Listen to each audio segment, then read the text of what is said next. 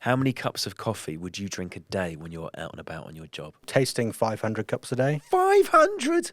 Maybe drinking 60 to 80. 60 to 80? Yeah.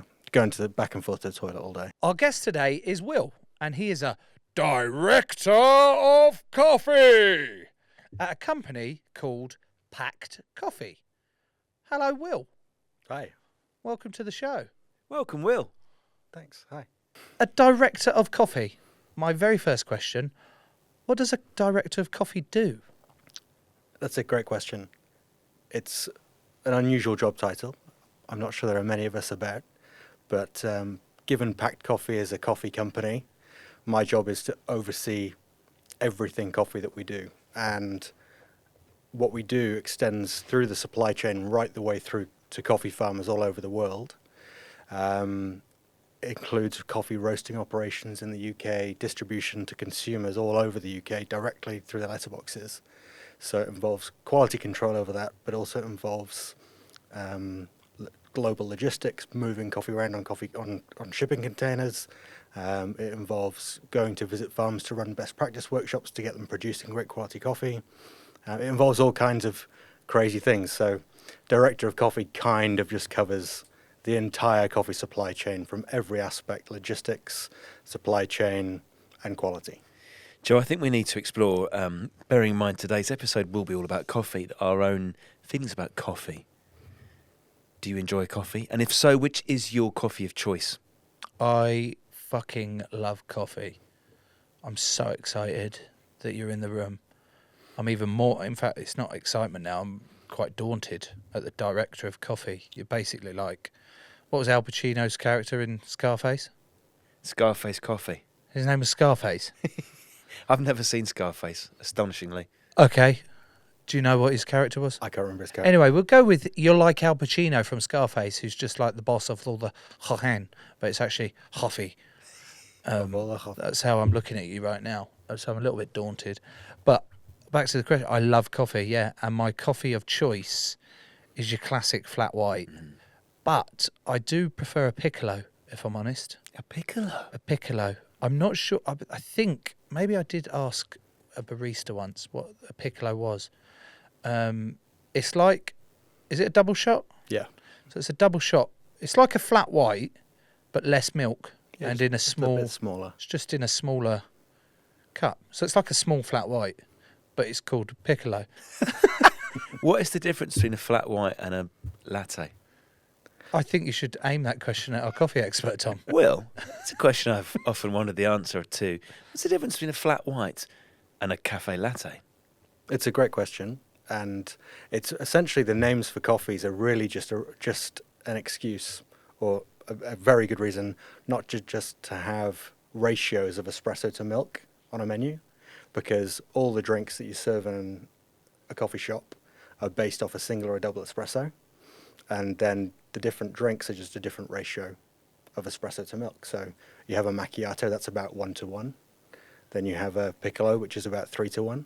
Then you have a traditional cappuccino. Traditional Italian cappuccino would be about 4-to-1, 5-to-1. Your latte is going to be more like 6-to-1, 7-to-1. The only one that's slightly different is your flat white, which traditionally you're going to make more of a double ristretto size. So you're going to change the yield on your espresso. Sounds like unusual terms to use with coffee brewing. Essentially going to make your espresso a little bit stronger, a little bit sweeter, a little bit more acidic, and you're going to use a nice tight ratio there. Again, similar to what you might use with a traditional cappuccino, but you're going to get more coffee taste. You've obviously touched on the detail of the espresso bit, but I want to ask you the bean to cup process. So I've gone to a local independent. Oh, what's my favourite? Fine Grind, Tunbridge Wells. They're one of my favourites. Oh, it's gorgeous. And I've ordered flat white. Can you just try and take us through the process of bean to cup, start to finish, please? So we're going to remove our portafilter from the espresso machine. We're going to give the group a little flush. That means flash some boiling water through it, make sure the group head's nice and clean and the temperature's really nice and stable. Then we're going to dry wipe the portafilter, make sure that there's nothing left in there. from the last espresso you've just made, and then we're going to freshly grind the beans. Now, freshly grinding is really, really important. Coffee goes off really fast once it's been ground. So especially when we're making espresso, if you grind that coffee before we're going to use it, we're going to lose loads of CO2, and that's going to mean the final result isn't going to be as good. We're going to grind exactly the right amount of coffee that we need for our flat white. So we're going to say 20 grams. The next step is to distribute the coffee around the basket, so make sure that it's really evenly placed all around the inside of the basket. Then we're going to tamp the coffee, which involves using a very strange device, actually. Now I'm thinking about trying to describe one. It's like if you were to seal an envelope with A seal. with a seal, with a royal seal. It's like that weighty, isn't it? Precisely, It hasn't yeah. got any pattern on it. It's just flat. Nice and flat, yeah. And the size of the basket, so that just slots in and gives you a really, you compress all the air out, create even resistance and density of that coffee puck. Then you're going to insert that into the portafilter, and insert the portafilter back into the group and begin your extraction. As you've already dialed in the espresso perfectly, we should, over a 30-second period, expect to extract 18 to 22% of the what's in those grounds that we've put into the espresso machine into the final cup over a period of 30 seconds. So that 30 seconds is the ideal brewing time, is it, for Yeah. to get the nice? Depending on the exact espresso, we might go a little bit longer, but normally you don't want to go much shorter than 30 seconds. Right, Joe, you're a flat white man. Which coffee would you turn your nose up at? Which one would you never go near? Which type? Yeah. As in, Which choice of coffee beverage? So flat white's top of your list. yeah. What would be, if I were to pop to the coffee shop round the corner from the studio and go rogue, what would be the worst possible choice that I could make? Like some sort of syrup with a latte. Like, fuck off. Big vase of it. Cinnamon, Pumpkin spiced? something shit, a latte. No, thank you, because it's too much milk for my liking. Like, I can't taste enough of the coffee. B, it's calorific. You've chucked a shit ton of syrup and all that, so you might as well have just had a can of Coke. And it's like, well, what's the point in having a coffee if you're not actually going to drink the coffee? I just can't get my head around that. That's definitely the worst. Chai tea latte. What the fuck is chai tea? It's a spice blend. It's just a blend of different spices, really. Okay, it's shit. Yeah. Not coffee, is it? Not coffee. What's your go-to coffee, Tom? I'll start the day with a double espresso, Joe. Why should you just mention that? It is espresso, isn't it? Why do I hear so many people say espresso? True. So we would all say espresso. There's a movement behind saying espresso is wrong. People just write espresso. There's nothing. So it is either way. espresso. If you go back in time, they were mostly interchangeable. I just always thought that the Daisy was saying it wrong, and I'd always correct her. Predominantly now, people would say espresso. It's becoming the leading term, and probably has been for the last few decades. I wonder why. But we express it like you even described in the description of you're expressing, Express the liquor. extracting. Like, Yeah, and you're not espressing it. Yeah, you're definitely not espressing it.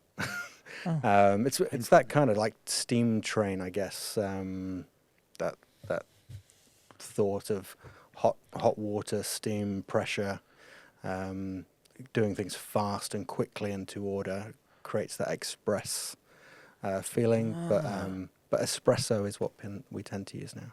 One of the greatest gifts I was ever given was from Murph's dad for the Christmas after Arthur, eldest son, had been born. And he got me, Trevor will do a thing. You met Trevor the other week. Big Trev, yeah. Big Trev, this will make sense to you. I think the boys confirm this as well. Trevor has a habit of, when he's had a few snifters, he'll pop online and start buying stuff. And I was the beneficiary this particular Christmas of a bean-to-cup machine from the DeLonghi range. Oh. And without any word of exaggeration, I would say that gift improved every single day since, because I've had a lovely espresso every morning in the 10 years since. It got so good that when Arthur was little, you know when you carry him downstairs, they're about a year old, and you're knackered because it's 5:30 in the morning or 6 or like that. I taught Arthur how to make You had to press the right buttons for an espresso. At one. At one. So he'd get the cup off the top. I just hold him there half asleep. He'd get a little cup off, stick it underneath. Top left, hot water. I'd get rid of the hot water. Then he'd press the grinder, and a lovely little espresso with a perfect creamer on top would pop out, and the day would begin. Kramer? Or crema? I'd say crema. I think we would, wouldn't we? Will? Oh, get off your head. You know the most interesting thing about crema? It was an accident. What? Crema on the top of an espresso machine, complete accident. 1936, Gaggia invents a new espresso machine, and it's run using a lever with a big spring in it. Changes the pressure at which espresso is brewed at, and it moves from being steam powered to being spring powered. Now, this increased pressure resulted in the dilution of the carbon dioxide that was in the ground coffee into the liquid. So as it's coming out, it's got this gold foam on the top. The problem was when they started serving this to consumers, they don't see a gold foam, they see a scummy brown muck on the top. So at that point, Gaggia have to start marketing crema as being a positive thing, that it's marketing it as the cream of the espresso rising to the top. Actually, if you taste espresso on its own, if you scoop it off with a spoon, it doesn't taste great because it's just carbon dioxide and covered in espresso. So the crema is not actually a Delicious. good... I've always been told, like, It's no, you want to get a good crema out of it. That's how you know it's a good quality coffee. It's a good representation of a coffee that's fresh. So if a coffee's been roasted and delivered fresh to your door and you've brewed it really well, you're going to get a really nice crema on top, and that's going to be indicative of the coffee still having lots of CO2 in it because whoever you've bought it from, hopefully packed, have roasted it really fresh, shipped it through your door, and you've got a great crema on the top. But actually it doesn't taste that nice. Right. So in that case, Joe, there are a number of coffee shops near the studio where we record this podcast. And the text will usually go out as one of us is getting close to the studio. Who fancies what caffeinated beverage? We've then got a choice of which cafe to go to. The one that I like is, as much because the bloke who works there is really nice. He's got this slightly weird business proposition, Will, where it's half cafe, half potted plant shop. So it's a bit of a weird vibe. I think I walked past that one. But the coffees they're good, aren't they, Joe? Really nice, yeah. So, Will, what makes the difference between a really good coffee that Joe and I might enjoy from one of the cafes around here and one of those coffees where you start drinking it and it's just a bit underwhelming? So the thing that the cafes can do most importantly is what I was alluding to earlier in dialing in the espresso. So making sure they're hitting that extraction around 30 seconds, getting that 18 to 22% of the coffee solids into the liquid, the espresso liquid you've got, making sure they're heating the milk, they're putting into your drinks to the right temperature, so 65, 70 degrees centigrade, which might sound a little bit low, but it's where the milk's going to be sweet and full of texture and really delicious. Taking a step further back from that, they need to work with a roastery who loves working with coffee farmers, who wants to buy great quality coffee from farmers who care what they do, and roast it in a way that is going to really bring out the character that is present in the coffee because of the places grown and the people who grew it. And that requires you to spend a certain amount of money on coffee. And it's very easy. You can buy coffee very cheap. You can buy coffee very expensive. One of the biggest cons in coffee is that coffee tastes like coffee. I talk to people about coffee all the time, and I say, "Oh, I've got this lovely coffee. It tastes like cherries and dark chocolate." And they say, "No, coffee's supposed to taste like coffee. You just sound like a bit of a wanker." and I know I do. Yeah, I know I do. And I've watched wine experts do exactly the same thing. But the reality is, big coffee want us all to think that coffee tastes like coffee because that means that they can continue buying the worst quality coffees in the world. When coffee gets expensive in one country, they can go and buy in a different country because all they've got to do is buy the lowest qualities that are coming out of a country, roast it really dark, often leave it to sit in a warehouse for a few months just to go stale and homogenize the flavor a bit more, and then ship it into our cafes and our homes and say, hey, this is what coffee tastes like. And actually, this is what bad quality, very dark roast, very stale coffee tastes like. If you imagine the flavour you get in a coffee sweet in your box your box at Christmas, that's what stale coffee tastes like. We used to, Joe, when the old chocolate box comes around at Christmas, big tin of Quality Streets, certain favourites disappear fast, don't they? And when my when my gran was coming towards the end of her life, she became a little bit Funny, was it? Fuck's sake.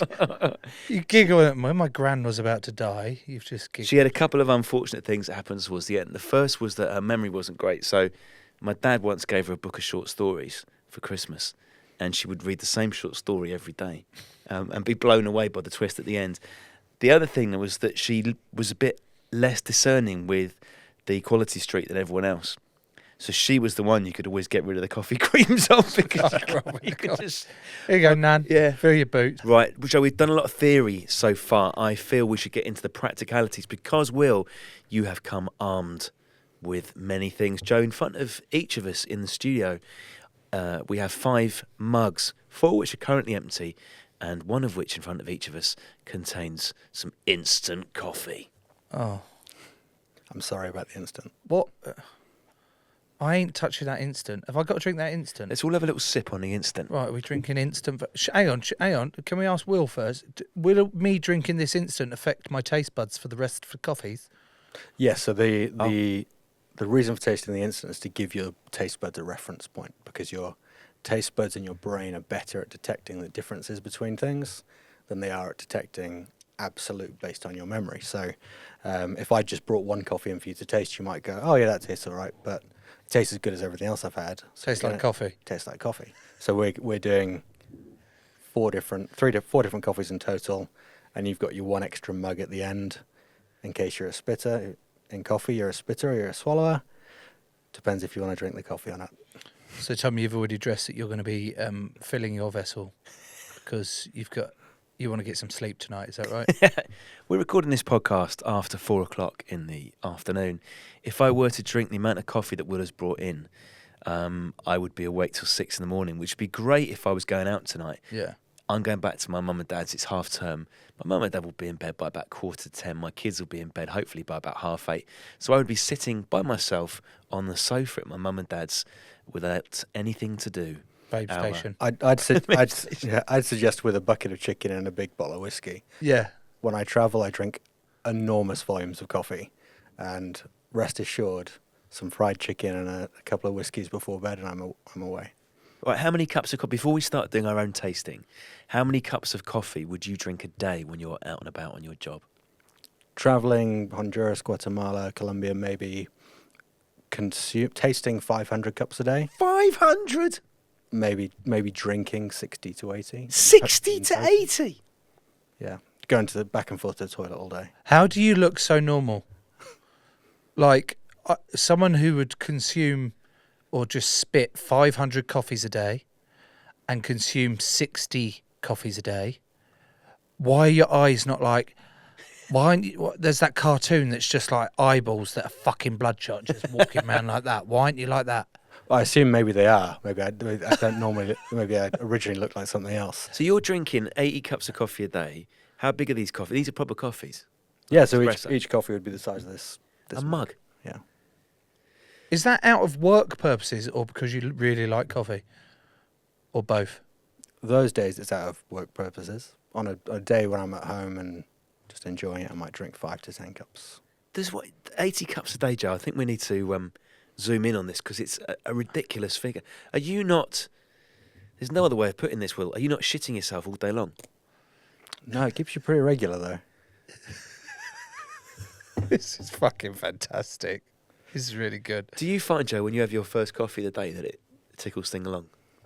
No, I'll have already done 2 before I have my first coffee. Will you?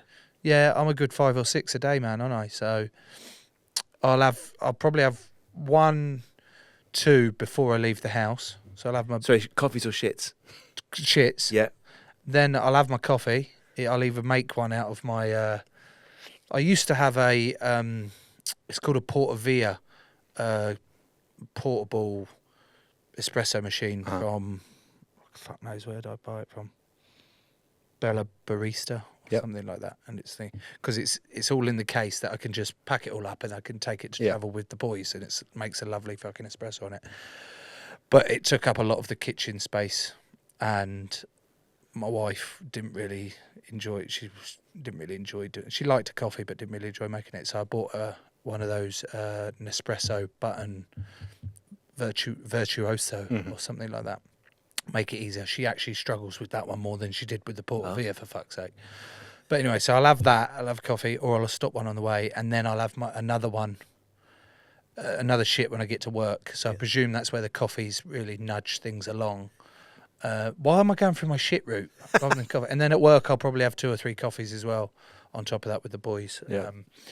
Can we taste this it's instant? I'm going to give you a couple of spoons. Okay. Right, what's the spoons for? The spoons are for drinking the coffee, or for tasting the coffee. Right, these are special spoons. They look like... So they're solid silver spoons. Oh, my So God. Hang on. They're, You've only given us one. They look, to describe them to the listener, they're quite a deep spoon. They're circular. like a Bowl like of a it, like soup a soup spoon. Yeah. Yeah. Colombia, land of liberty. Diversity Oh, and liberty. really bad eyes. Sorry, maybe I need to have a coffee. So what am I doing with this spoon? Am I putting it in the... So yeah, it's coffee? going into your instant coffee. Yep. You're just going to slurp the coffee. Okay. Going to make some terrible noises here. Just imagine you're eating soup as badly as you possibly This is can. for you ASMR lovers out there. What, really quick? Quicker, Tom. Right now, what it? Really? Fucking hell, this is dreadful. It's Yeah, horrible. slurp it into your mouth. Keep it in there. Roll it around with your tongue. Tastes really burnt. Yeah, it's very thin.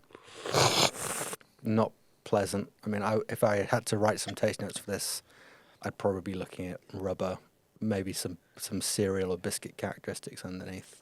What would we be looking for in an ideal world from our taste buds at this point?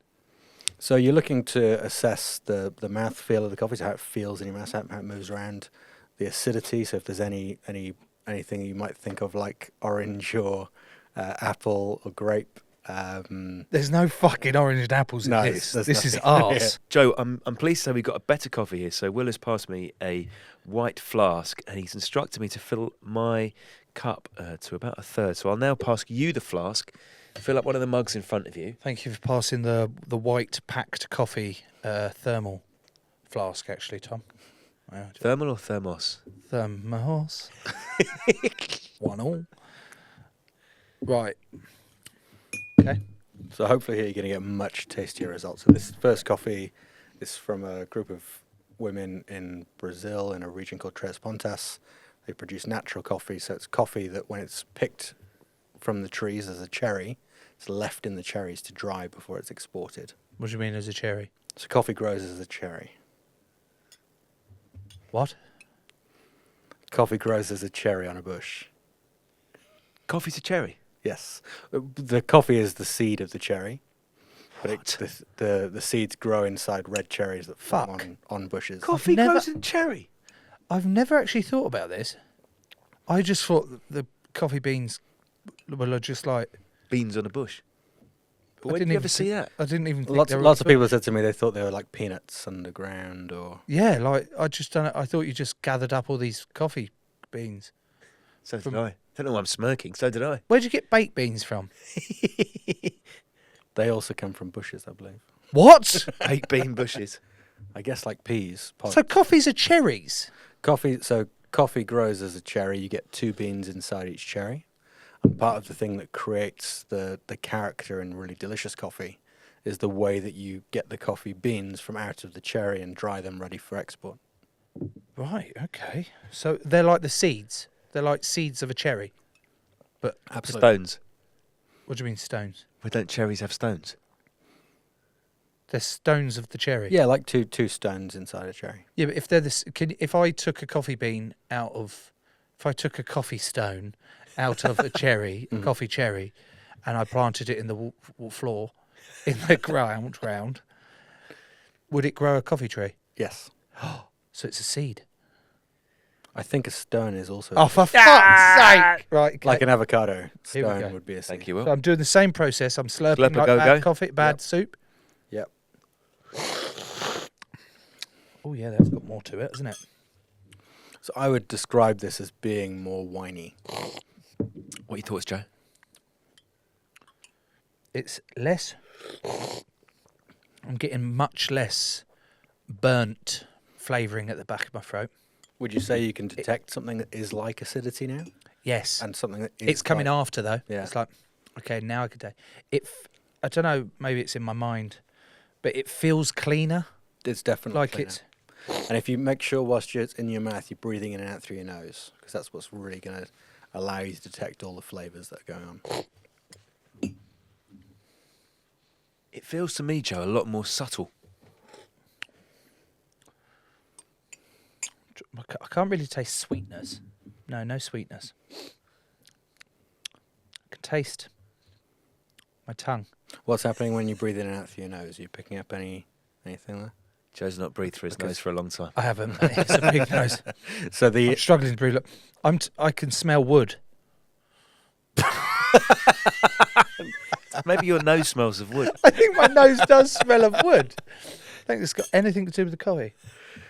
So the flavour you detect in anything is all aroma. So it comes from the same place as where you smell stuff.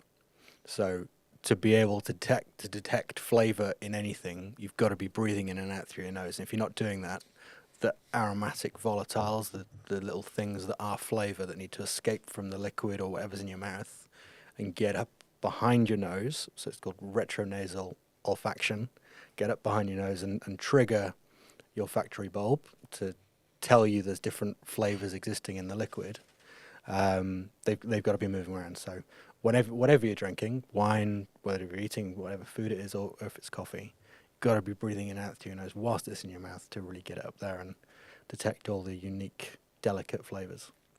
What was that? That was a Brazilian bean, was it? This was a Brazilian natural from a group of women. They're called the Cafina group, and they specifically get together to promote gender equity and women's rights in an area of Brazil that the group is based in Três Pontas in Minas Gerais.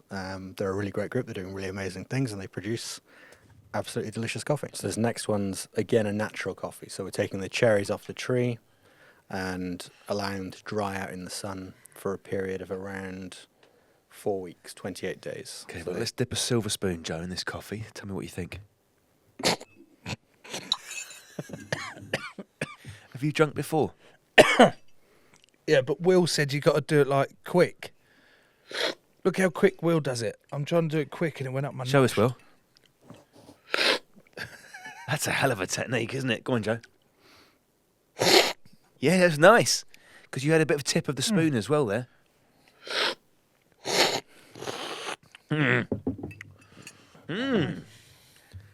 So certainly different, right? Same process of getting the beans out of the cherry. Oh, that's it tastes sharper. Don't know if that is a It's taste. definitely got more acidity to it. So you'd say the intensity of the acidity is higher. So that one was Rwanda. Yes. Previous one was Brazil. Yes. Kenko was fuck knows. Probably Kenya. Why?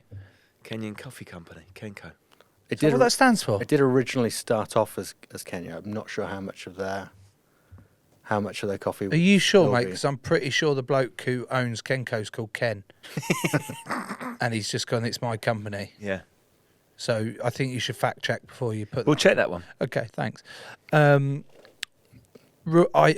recognise Brazil. I recognise Rwanda. I recognise Ethiopia, Guatemala, Honduras, Honduras, Peru. Peruvian coffee. Yeah, nice. But where's the top dog? Who's the top ranking best bean in the world? So I try not to have favourites, Careful. but you've actually timed that question perfectly Oh, because I've brought one of my favourite. so Tom, can we describe the vessel that this is in now? This is a silver Ooh. flask. It doesn't appear to be, Joe, as insulated as the others, but I'm so confused at this point that when Will handed it to me, I tried sniffing the microphone to get the flavour of it, so I'm going to pass it across to you. What I've also noticed, Tom, is that you're not spitting a huge amount. There's just one. Have you been spitting every slurp? It's got its own Kramer on, though, hasn't it? It's crema. It's Why got do you its keep own pretending that it's like a Russian intelligence officer? Kramer. Crema. Okay. Right, well, what is this? This is from a farm called El Tolu. El Toro. Telu. Telu. Tolu. El Tolo. El Tolu. Tolu. Tolu. So it's in Colombia. Okay. Colombia. It's in the far north of the country, on the Venezuelan border. What do you reckon, Joe? There's so much smoothness to this one. Yeah. I'm getting the delayed acid at the back of my throat. Hmm. So much smoothness. I'd describe it as being almost a little bit blackcurranty. It's really gentle. It's an unusual characteristic which Fuck. people only really talk about in Spilt the Colombia. coffee on my fucking grey top. I wore a white t-shirt and I knew it was a bad idea as soon as I Fuck's put sake. it. Next time, aprons. It's like, sometimes when I drink black coffee, I can get halfway through it, or just over halfway through it, and it's a little bit... Right, there's a bit too much going on at the back of my throat now. That Bit too much bitterness. Yeah, it's enough's enough now. Unpleasantness. But this one...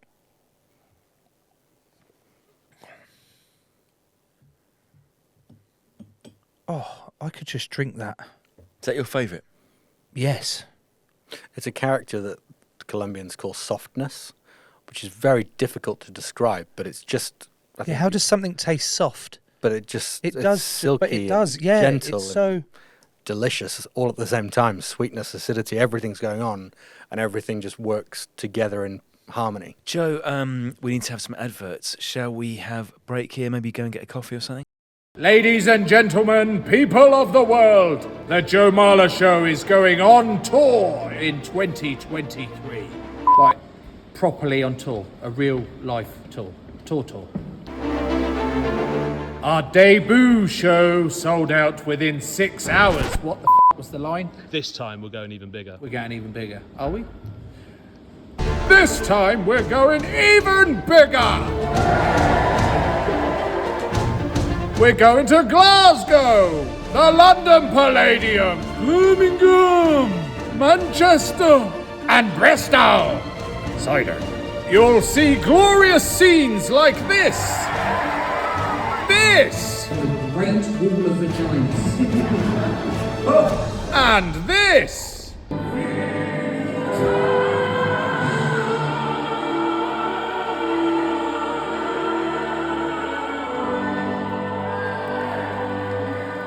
Go and get your tickets now. Click the link in our bio or just search for the Joe Marler Show live tour.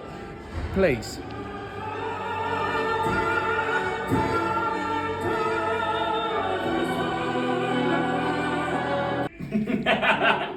Let's do it again. Fuck it. Let's go.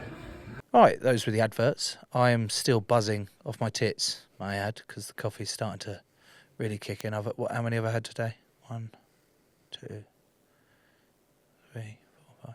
So this will be my 6th coffee. So you need to have another 74 to match Will when he's on his travels. I will get that. One of my favourite Jack Nicholson films is called Bucket List, starring Jack Nicholson and Morgan Freeman. Jack Nicholson is dying in this film. It's called Bucket List. Morgan Freeman also stars, in case... Yeah, I've had too much coffee here. Anyway, on his bucket list is he wants to try some of the most expensive, luxurious things in the world. One of which is called Kopi Luwak, or Kopi Luwak, I think. And the scene is Jack Nicholson sipping away at this lovely coffee setup he's got. It's like a golden brass or whatever it is, coffee pot with a small little cup, and he's sipping away, and Morgan Freeman's like, what are you doing there then? He's like, I am drinking the most valuable coffee in the whole world, Kopi Luwak or something like that. And he was like, right, you know that's like comes from shit, don't you? And he was like, what? He was like, that comes from like a civet. I believe a civet, which is an animal. I didn't know this until I eats these beans, but you've told me they're cherries now. Mm-hmm. So this civet eats the cherries, doesn't digest those beans or things because they stay hard, shits them out, and then people go and sieve through all this civet shit, roasts all these beans, and then make it into a coffee. That's true. Is that legit? That's legit. And have you drunk Kopi Luwak? I have. Oh, talk to me. Is it the most luxurious coffee in the whole damn world? No. Oh, I think, like anything, there was a marketing opportunity. Someone saw it, pounced on it.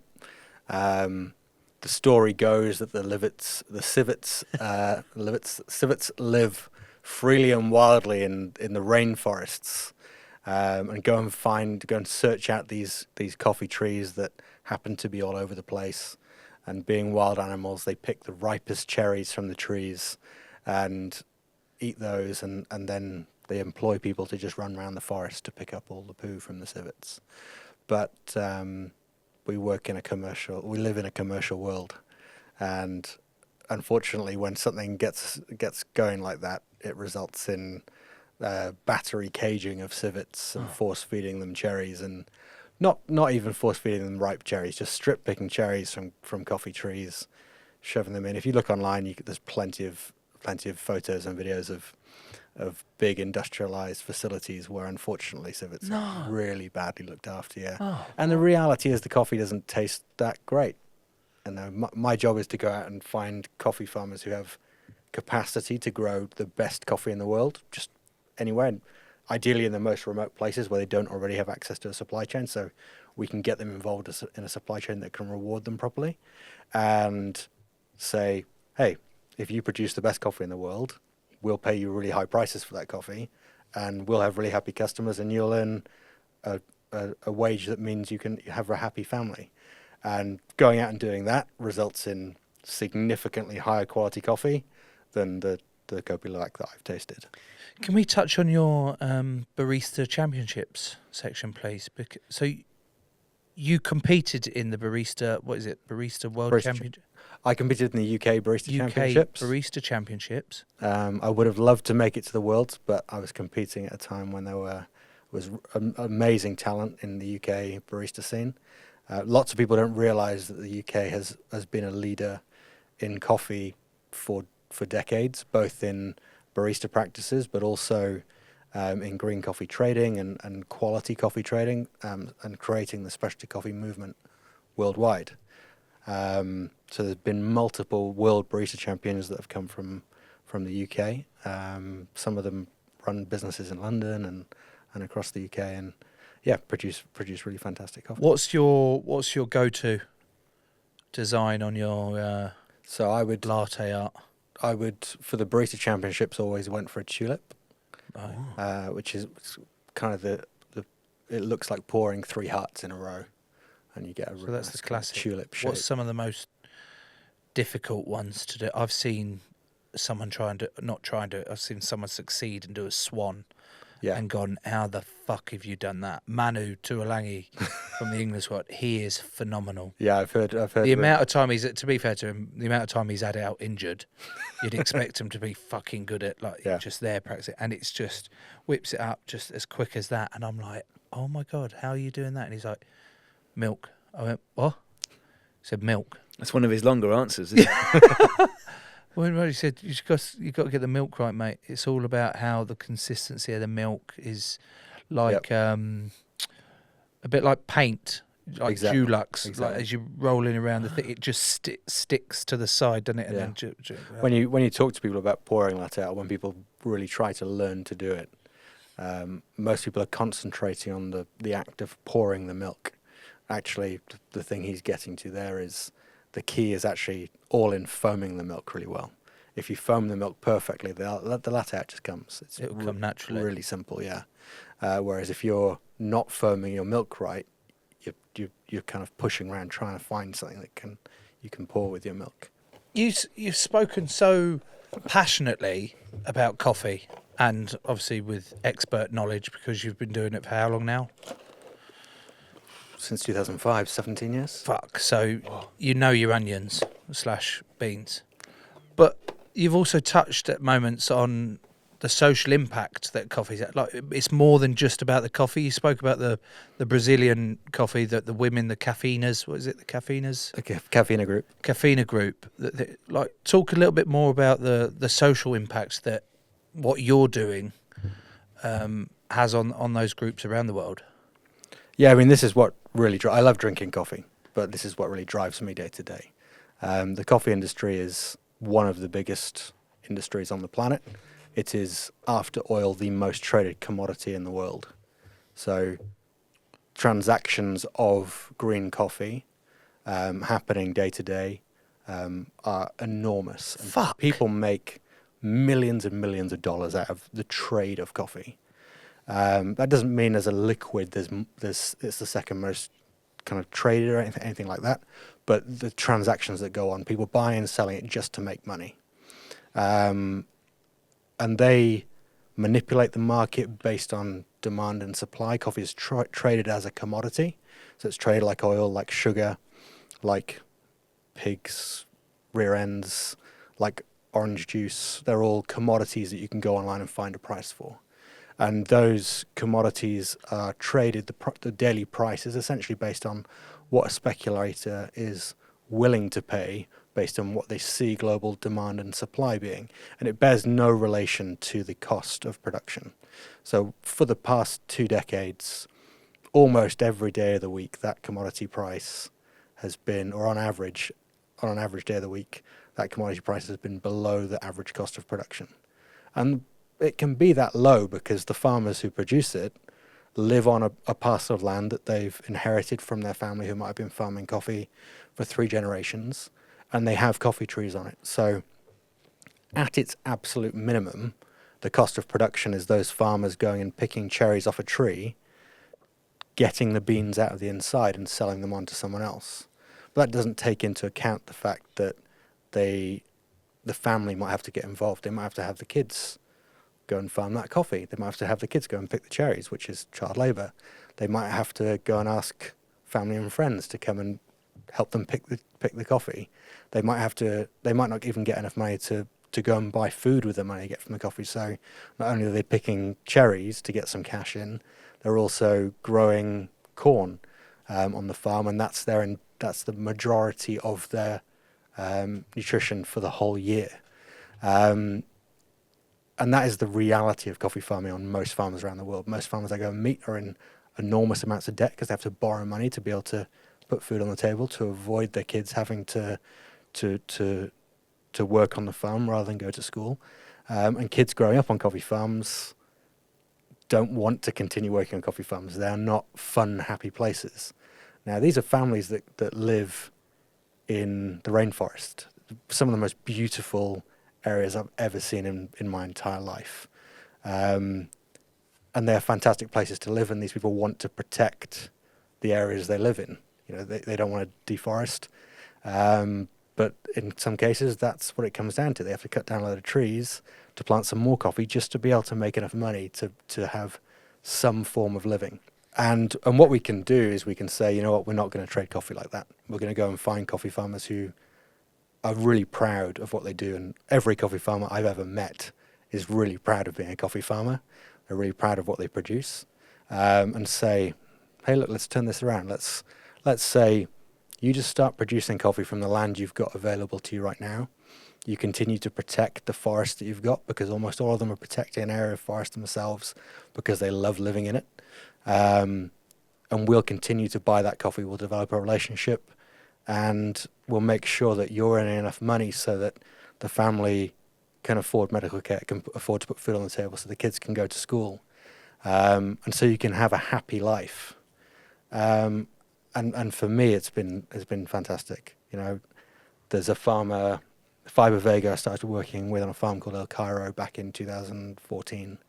When I met his son Mauricio, who was 15 at the time, I said to him, oh, what do you want to do when you grow up? Expecting him naively to say, oh, I'm going to be a coffee farmer just like Dad. He said to me, oh, you see that motorbike? I'm going to jump on that as soon as I can, as soon as I finish school, and I'm going to go to the local city and I'm going to get a job in a call centre. Yeah. Because that way he knew he could have a regular wage coming in, and he didn't have the worry and stress. Although he loves the countryside, that was the only way he could see of getting out of the situation he was in, which was not a happy childhood. But having worked with his father over 4 years, he saw the change. You know, he saw what it actually looked like to be a profitable coffee farmer, to see debts paid off, to see, you know, to what the potential could be. 3 years ago, he said to me, "Look, I want to open my own coffee farm." His dad helped him with a piece of land. Brilliant. And for the last 3 years, we've bought coffee from his farm, La Padrigosa. And it gives me a small glimpse at the potential for the future. A coffee farmer who has never seen that side of coffee where they can't sell their coffee for a profit, where they're not recognized for producing fantastic coffee. For us, it's really important that we give recognition to every farmer on every bag that we ship to customers. So every coffee that we sell is sold single estate from an individual farm. That means we work with over 200 coffee farms around the world. That means we're changing coffees every week. So there's an enormous variety, loads of different things coming through, but it means that they all have individual taste and flavour because we've bought them from a tiny parcel of land. And it means that each one of those people gets recognition and a great price. And honestly, still, I've been director of coffee at Pact for 8 years now.